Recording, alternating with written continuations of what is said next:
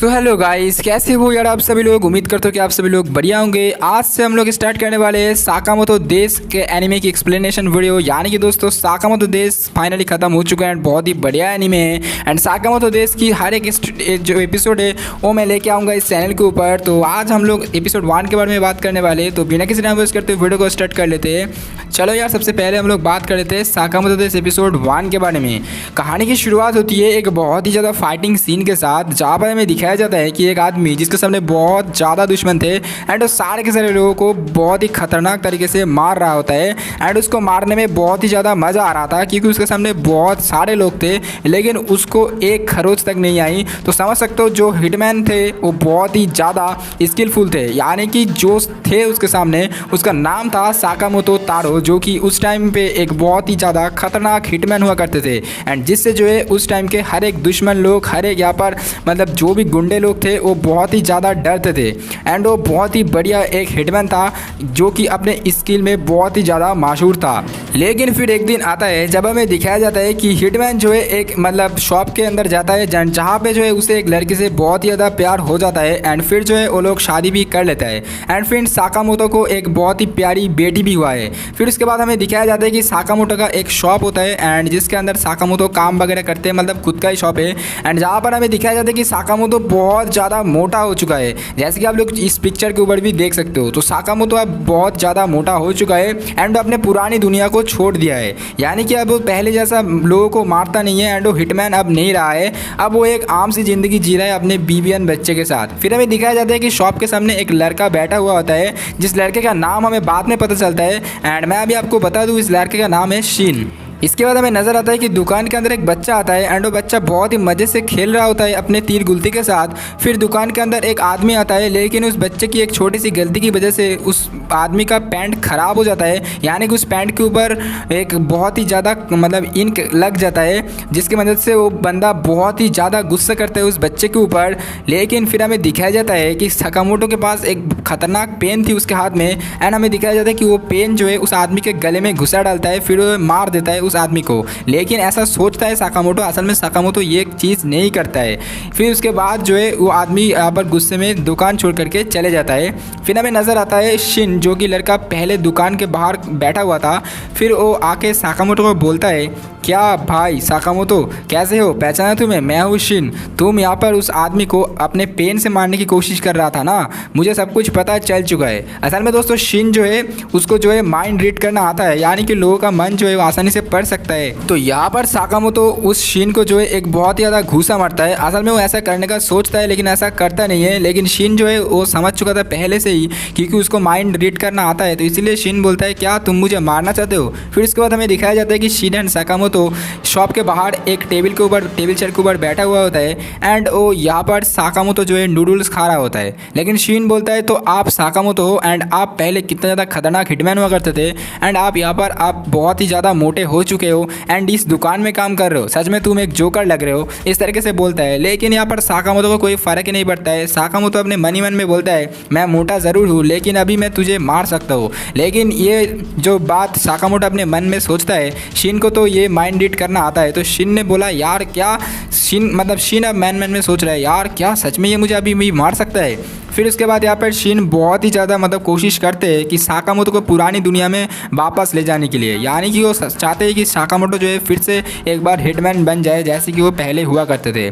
जिस तरीके से शिन जो है आप उसको बहुत ज़्यादा मनाने की कोशिश करता है। एंड लास्ट में शिन ये भी बोलता है कि तुम्हें पता है तुमसे बहुत ज़्यादा दुश्मन जो है डरते थे एंड अभी जो है वो लोग बहुत ही ज़्यादा मतलब यहाँ पर खतरनाक हो चुके हैं एंड तुम अभी उस दुनिया से बाहर आ चुके हो, तो प्लीज़ तुम उस दुनिया में वापस आ जाओ। लेकिन उसके बाद शिन जो है अब यहाँ पर सिगरेट मतलब बाहर निकलता है एंड सिगरेट यहाँ पर मतलब जैसे अपने गैस लाइट लेकर के सिगरेट को यहाँ पर आग लगाने की कोशिश करता है, तभी जो है यहाँ पर आप उसकी सिगरेट मिडिल से कट जाता है। एंड हमें दिखाया जाता है कि ये काम साकामोतो ने किया था।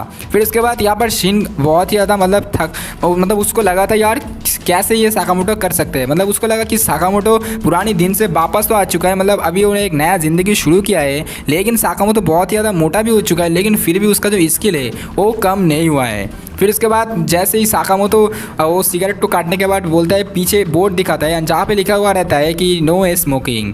तो यहाँ पर साकामोतो बहुत ही ज़्यादा मतलब स्किलफुल है, ये बात तो शिन को पता चल गया था।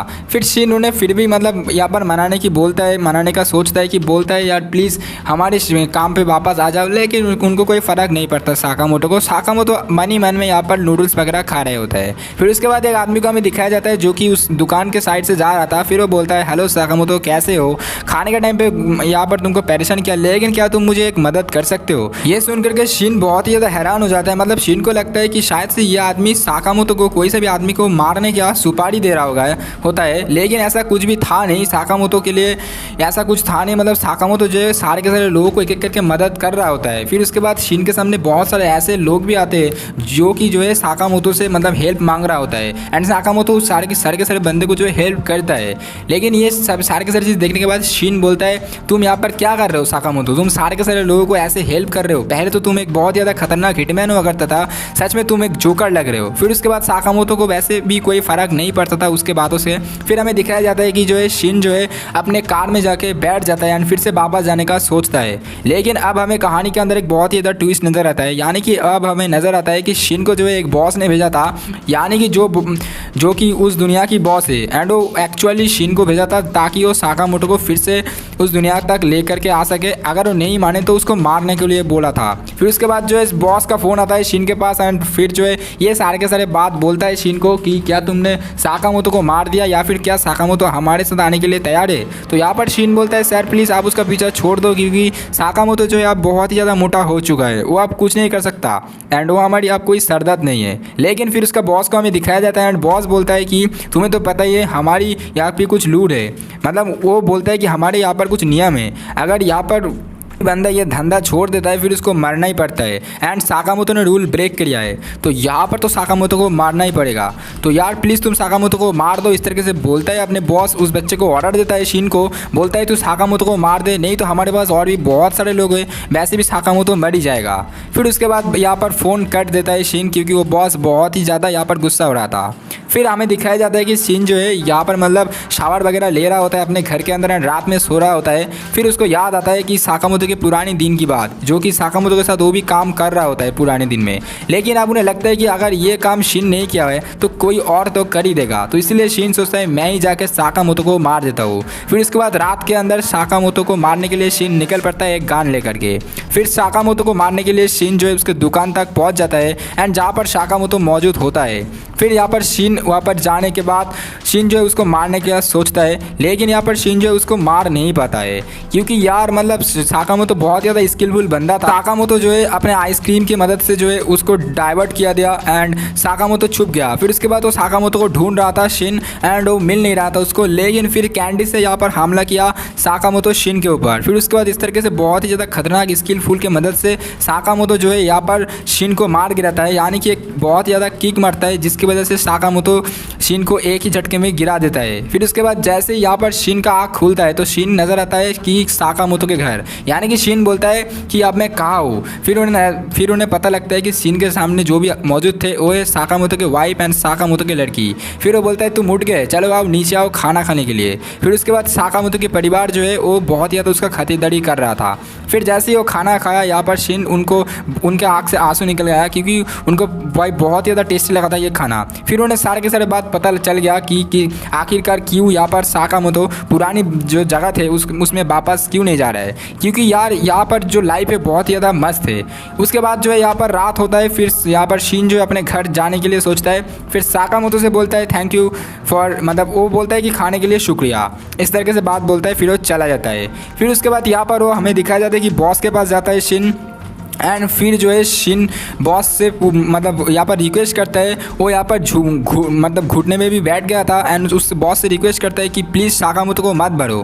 फिर उसके बाद बॉस बोलता है आखिरकार तू उसका तरफदारी क्यों कर रहा है। फिर यहाँ पर शिन बोलता है अगर बॉस की जगह मैं अपने आप को मार दूँ क्या तुम साकामोतो को छोड़ दोगे। फिर बॉस बोलता है ठीक है, लेकिन बॉस मन ही मन में सोचता है पागल सा लड़का, अगर तू मर जाएगा फिर साकामोतो को मैं भी मार दूंगा। लेकिन यार उनको थोड़ी पता थी कि माइंड पढ़ सकता है ये लड़का।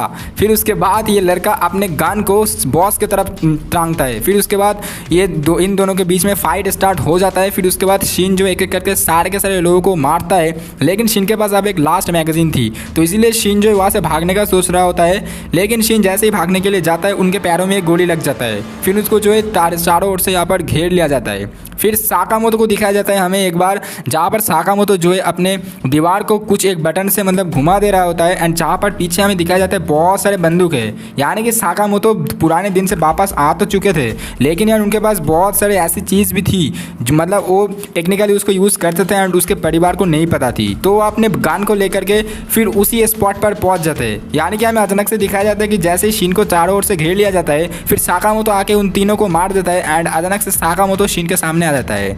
शिन बोलता है अबे यार साकामोतो आप यहाँ पर कैसे। फिर उसके बाद साकामोतो सारे के सारे लोगों को एक एक करके मार रहा होता है एंड बहुत ज़्यादा स्किलफुल तरीके से मार रहा होता है। फिर उसके बाद बॉस भी बोलता है अबे साकामोतो अब तो मैं तुझे नहीं छोड़ूंगा।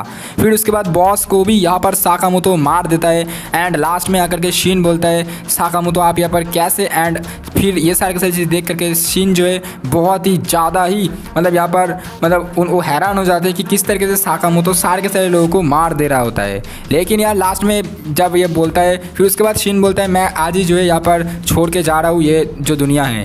फिर यहाँ पर साकामोतो बोलता है कोई छोड़ने की ज़रूरत नहीं है। साकामोतो उसको एक कपड़े देता है, फिर बोलता है रोज़ का 800 युआन एंड तुम्हें अगर एक्स्ट्रा टाइम करोगे तो भी पेड किया जाओगे। यानी कि फिर उसके बाद से जो है मतलब शिन भी जो है साकामोतो की दुकान पे काम कर रहा होता है एंड एक अच्छी ज़िंदगी भी जी रहा होता है। तो ये थी गाइस एपिसोड 1। फिर उसके बाद और भी बहुत सारे मज़े की चीज़ हुए थे। तो फिर आज के लिए बस इतना ही था, यानी कि एपिसोड 1 के ऊपर बस हमें इतना ही दिखाया जाता है। आज की ये वाली वीडियो के लिए बस इतना ही था। वीडियो पसंद है तो वीडियो को लाइक कर चैनल को सब्सक्राइब कर लेना। मिलते हैं किसी नेक्स्ट वीडियो के ऊपर किसी नेक्स्ट एपिसोड के साथ। चैनल को सब्सक्राइब करना बिल्कुल भी मत भूलना। तब तक के लिए love you all and bye bye.